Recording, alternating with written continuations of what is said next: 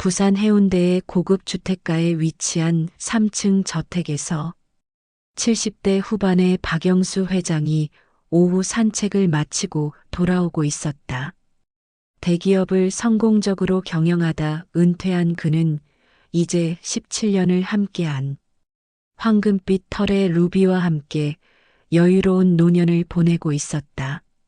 루비는 이제 나이가 들어 예전처럼 활발하지는 않지만 여전히 회장의 휠체어 옆에서 천천히 걸으며 든든한 동반자 역할을 하고 있었다. 루비야, 오늘도 좋은 날씨구나. 회장이 루비의 머리를 쓰다듬으며 말했다. 루비는 꼬리를 살랑살랑 흔들며 응답했다. 현관문을 열고 들어서자 큰아들 박준호가 거실에서 태블릿으로 주식 시세를 보고 있었다. 아버지, 산책 잘 다녀오셨어요? 응, 바닷바람이 시원하더구나. 그런데 새로운 요양보호사는 언제 온다고 했지? 오늘 오후 2시에 오기로 했어요. VIP 전문 간병업체에서 추천받은 분인데 일머리도 있고 성실하다고 하더라고요. 박영수 회장은 고개를 끄덕였다. 지난달 오랫동안 돌봐주던 요양보호사가 다른 지역으로 이사를 가면서 새로운 도움의 손길이 필요했다. 루비는 거실 한쪽 고급 쿠션에 누워 졸고 있었다. 오후 2시 정각 초인종이 울렸다. 준호가 문을 열자 20대 초반으로 보이는 여성이 정중하게 인사했다. 안녕하세요. 오늘부터 일하게 된 이수진이라고 합니다. 수진은 키가 보통이고 단아한 인상이었지만 따뜻하고 맑은 눈빛을 가지고 있었다. 깔끔한 간병복을 입고 머리를 단정하게 올린 모습이 전문적으로 보였다. 아, 네. 들어오세요. 아버지께 인사드리세요. 수진이 거실로 들어서는 순간 조용히 자고 있던 루비가 갑자기 머리를 번쩍 들었다. 그리고는 멍멍멍, 멍멍멍. 루비가 신나게 짖으며 달려왔다. 하지만 이상했다. 평소 낯선 사람에게 조심스럽게 행동하는 루비와는 완전히 달랐다. 루비는 수진을 향해 달려가더니 뒷다리로 서서 앞발로 수진의 무릎을 살짝 건드렸다. 꼬리는 선풍기처럼 격렬하게 흔들고 있었다. 어머, 루비야. 수진이 자연스럽게 루비를 쓰다듬었다. 정말 예쁘네요.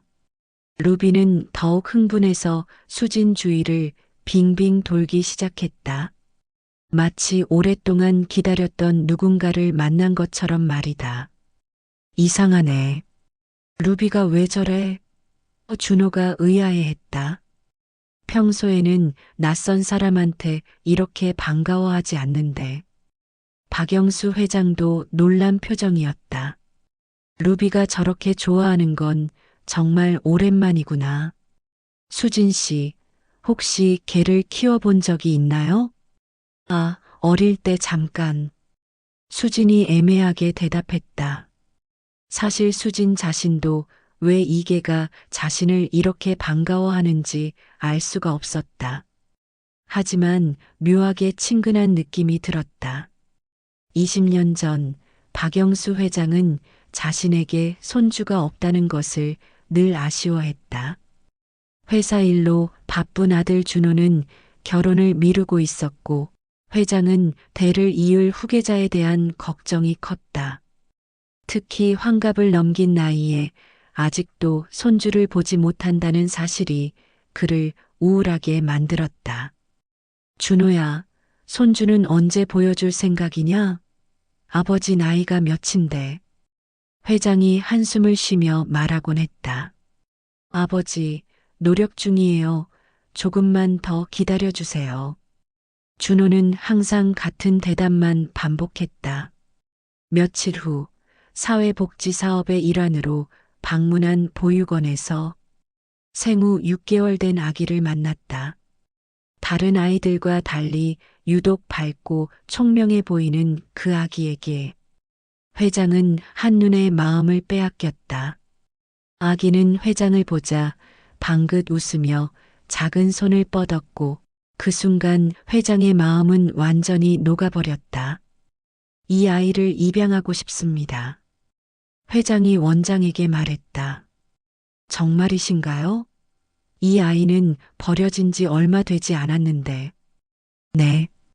이상하게 이 아이를 보면 마음이 따뜻해집니다. 우리 집에서 키우고 싶어요.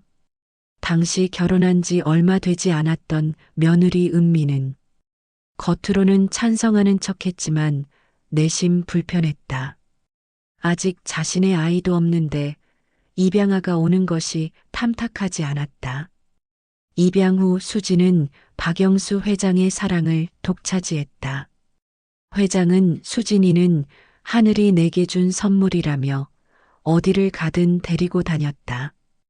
회사 임원회의에도 유모차에 태워서 데려갔고 중요한 만찬에도 수진을 함께 데리고 갔다. 회장님, 아이가 울면 어떻게 하시려고요? 비서가 걱정스럽게 말했지만 회장은 우리 수진이는 얌전해서 괜찮아라며 웃었다. 실제로 수진은 어려서부터 유난히 얌전하고 똑똑했다. 특히 수진이 2살이 되던 해에 데려온 어린 강아지 루비와 수진은 한시도 떨어지지 않을 정도로 친했다. 수진이 잠들 때도 루비가 옆에서 함께 자고 수진이 밥을 먹을 때도 루비가 바로 옆에 앉아 있었다. 아빠, 루비랑 같이 놀아도 돼? 5살이 된 수진이 반짝이는 눈으로 물어보면 회장은 항상 미소를 지으며 허락해 주었다. 회장은 수진을 정식으로 호적에 올렸고 모든 법적 절차를 거쳐 완전한 가족으로 받아들였다. 이 아이가 우리 가문을 이을 진짜 후계자라고 공언하기까지 했다.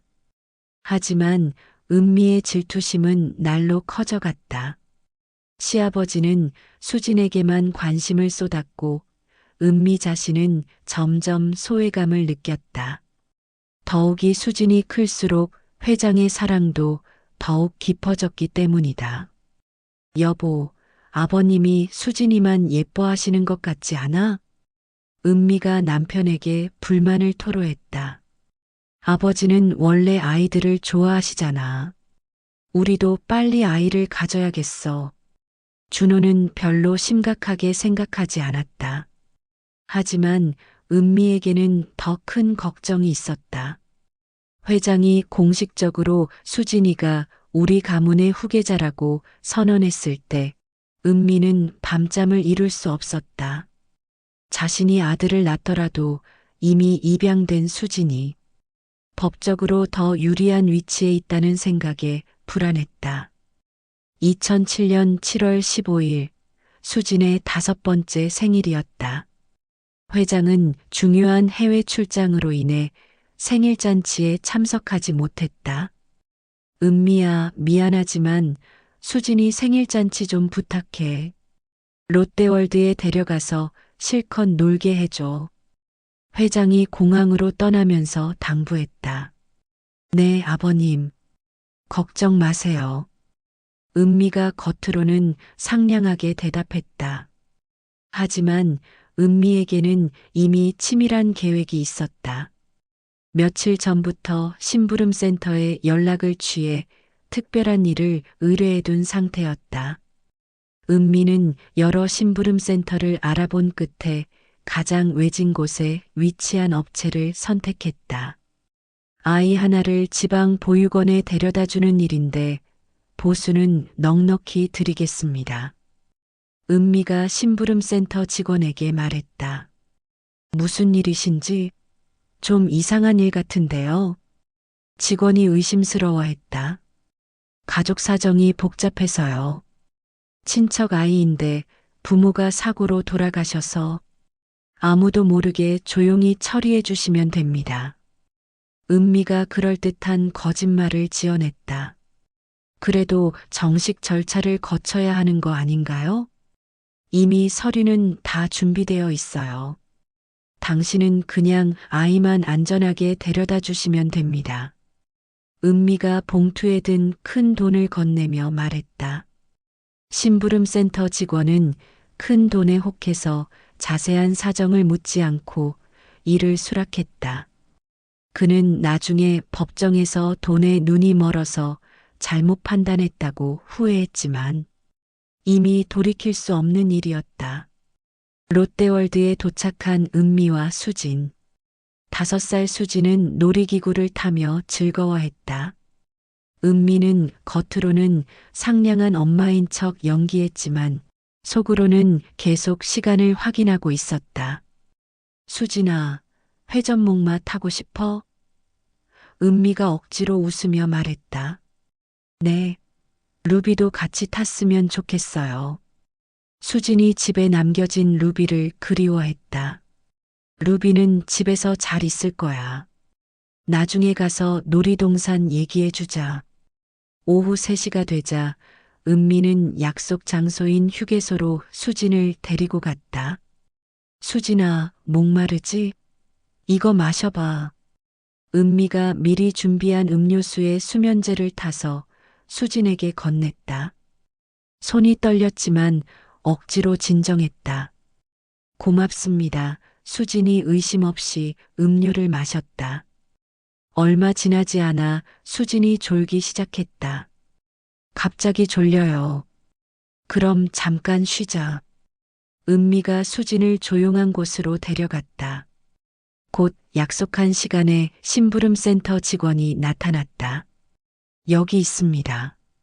네. 이 아이를 충남 천안의 구석진 곳의 보육원에 데려다 주세요. 절대 서울 쪽 보육원은 안 됩니다. 알겠습니다. 의식을 잃은 수지는 그렇게 심부름센터 직원의 차에 실려 멀리 떨어진 천안으로 향했다. 은미는 아이가 완전히 사라진 것을 확인한 후 집으로 돌아와 연기를 시작했다. 집으로 돌아온 은미는 먼저 화장실에서 울음 연습을 했다. 거울을 보며 슬픈 표정을 만들어 보고 눈을 비비며 빨갛게 만들었다. 그리고 나서야 거실로 나와 연기를 시작했다. 수진이가 갑자기 사라졌어요. 은미가 울먹이며 119에 신고했다. 진정하시고 자세한 상황을 말씀해 주세요. 롯데월드에서 놀고 있었는데 잠시 화장실에 다녀오는 사이에 아이가 없어졌어요. 어디서 찾아야 할지 모르겠어요. 은미의 연기는 완벽했다. 회장이 급히 출장에서 돌아왔고 온 가족이 미친 듯이 수진을 찾아 헤맸다.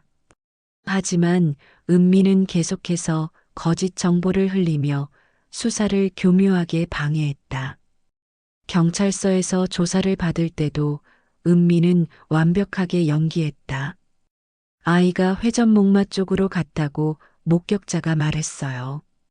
화장실 근처에서 울고 있는 걸 봤다는 사람도 있고요. 혹시 놀이기구에 끼인 건 아닐까요? 모든 것이 거짓이었지만 은미의 연기는 완벽했다. 심지어 탐정들 앞에서도 제가 잠시 한눈판 사이에 라며 자책하는 모습까지 보여주었다. 회장은 사립탐정까지 고용해서 전국을 뒤졌다. 돈은 얼마든지 쓸 테니 제발 우리 수진이를 찾아달라며 현상금까지 걸었지만 은미가 워낙 치밀하게 계획했기 때문에 흔적을 찾을 수 없었다. 결국 수진을 찾지 못한 채 시간이 흘렀고 루비만이 몇 달 동안 밥도 제대로 먹지 않으며 수진을 그리워했다. 루비는 매일 수진의 방 앞에서 밤을 새우며 기다렸다.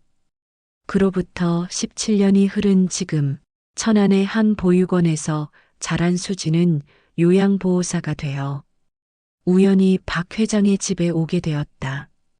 물론 그녀는 자신의 진짜 정체를 전혀 모르고 있었다.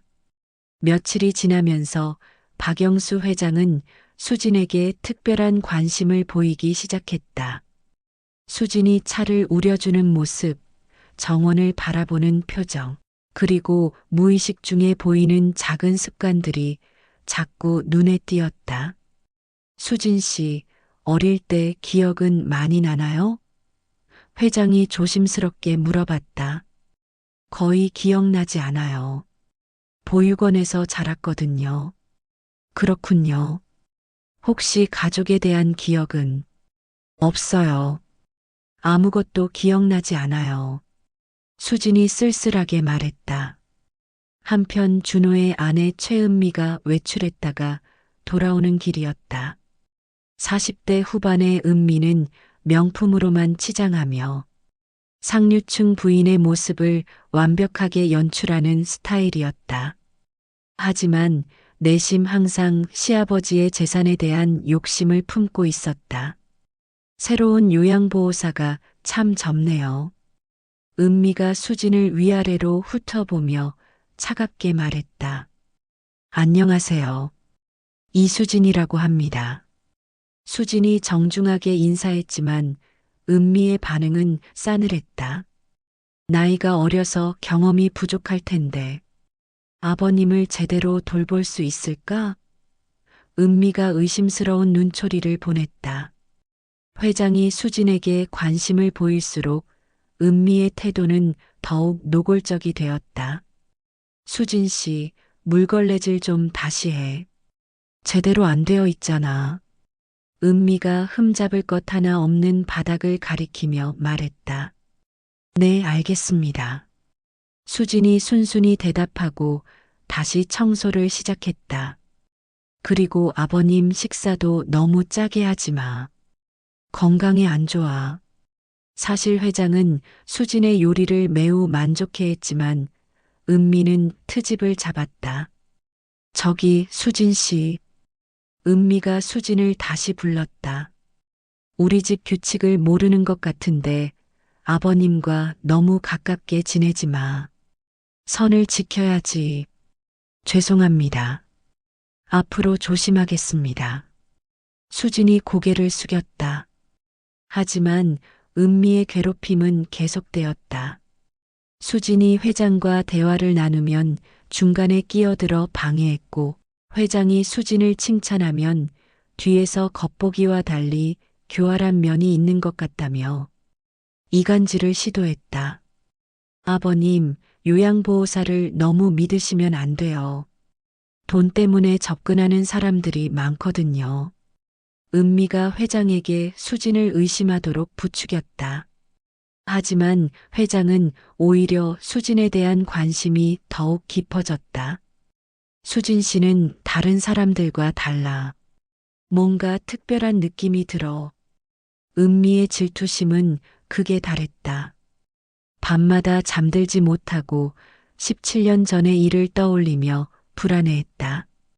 혹시 들켜버린 건 아닐까? 아니야, 그럴 리 없어. 그때 그 아이는 너무 어렸고 기억할 수 없을 거야. 하지만 루비의 반응은 설명할 수 없었다.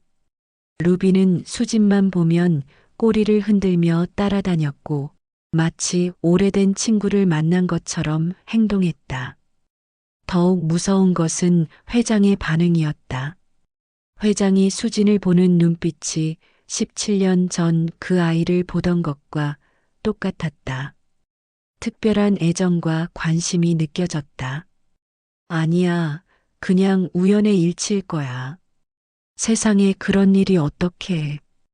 은미는 자신을 달래려 했지만 불안감은 커져만 갔다. 은미는 점점 확신이 서기 시작했다. 수진의 나이, 외모, 그리고 루비의 반응까지. 모든 것이 17년 전 그 아이와 일치했다. 수진 씨, 혹시 어릴 때 롯데월드에 가본 적 있어? 은미가 떨리는 목소리로 물어봤다. 잘 모르겠어요. 기억이 안 나서. 수진이 대답했지만 왠지 모르게 가슴이 두근거렸다. 그날 밤 은미는 남편 준호에게 조심스럽게 말을 꺼냈다. 여보, 새로운 요양보호사 말인데 뭔가 이상하지 않아? 뭐가 이상하다는 거야? 나이도 그렇고 루비가 저렇게 좋아하는 것도 그렇고 그냥 친화력이 좋은 거 아니야? 왜 자꾸 트집을 잡으려고 해? 준호는 아내의 말을 대수롭지 않게 여겼다. 하지만 은미의 불안감은 계속 커져만 갔다. 수진을 더욱 노골적으로 괴롭히기 시작했다. 수진 씨, 물건 정리도 제대로 못해. 이런 식으로 일하면 곤란해. 은미가 일부러 화장대 위에 물건들을 흩뜨려 놓고는 수진을 탓했다. 죄송합니다. 다시 정리하겠습니다. 수진이 고개를 숙이며 말했다. 그리고 아버님께 너무 친근하게 대하지 마. 경계를 지켜야지. 여기는 일반 가정이 아니야. 수진은 참고 또 참았다. 하지만 마음 한편으로는 이 집에 대한 묘한 그리움과 친근감을 지울 수 없었다. 다음 날 아침에는 더욱 심한 괴롭힘이 시작됐다. 수진 씨, 어제 저녁 설거지 제대로 안 했지? 이것 좀 봐. 은미가 깨끗한 그릇을 가리키며 트집을 잡았다. 어디가 잘못됐나요? 수진이 조심스럽게 물어봤다. 여기 물때가 남아있잖아. 나이가 어려서 일 경험이 부족한 게 눈에 보여. 은미가 차갑게 말했다. 사실 그릇은 완벽하게 깨끗했지만 은미는 계속해서 흠을 잡았다. 수진이 만든 음식에 대해서도 짜다, 싱겁다, 간이 안 맞다며 불평했다. 박영수 회장은 예전에 수진을 찾을 때 도움을 받았던 김우석 탐정에게 조용히 연락을 취했다. 또 무슨 일이십니까, 회장님? 이번엔 좀 다른 일이야. 우리 집 요양보호사에 대해 알아봐 줬으면 해서. 회장은 수진의 인적사항과 자신의 의심을 자세히 설명했다. 탐정은 메모를 하며 고개를 끄덕였다. 시간이 좀 걸릴 것 같습니다. 17년 전 기록을 찾아야 하니까요. 몇 주 후 탐정이 조사 결과를 가져왔다. 이수진 씨는 17년 전 천안의 한 보육원에 맡겨졌습니다. 정확히 2007년 7월 15일이에요. 그날이면 회장이 떨렸다. 바로 수진이 사라진 날이었다. 네. 시기가 정확히 일치합니다. 더 중요한 건 보육원 기록에 따르면 수진 씨가 맡겨질 때 깊이 잠들어 있던 상태였다고 해요. 그리고 회장님, 탐정이 더욱 조심스럽게 말을 이었다. 당시 심부름센터 기록을 확인해 봤는데 은미 여사님이 의뢰한 건이 있습니다. 바로 그날 말이에요. 회장의 얼굴이 굳어졌다. 확실한 증거가 있나? 심부름센터에 계약서가 남아 있습니다. 그리고 당시 일을 담당했던 직원도 찾았어요. 그분이 증언할 수 있습니다. 정황상 수진 씨는 분명히 회장님의 입양딸이 맞습니다. 박영수 회장은 전화기를 들고 한참 동안 말을 못했다. 가슴이 벅차올랐다. 그날 저녁 회장은 온 가족을 거실로 불러 모았다. 준호와 은미, 둘째 내외 그리고 수진까지 모두 자리에 앉았다. 중대 발표를 하겠어. 회장의 목소리가 떨렸다. 수진아. 회장이 수진을 바라봤다. 너의 진짜 이름을 알고 있니? 네.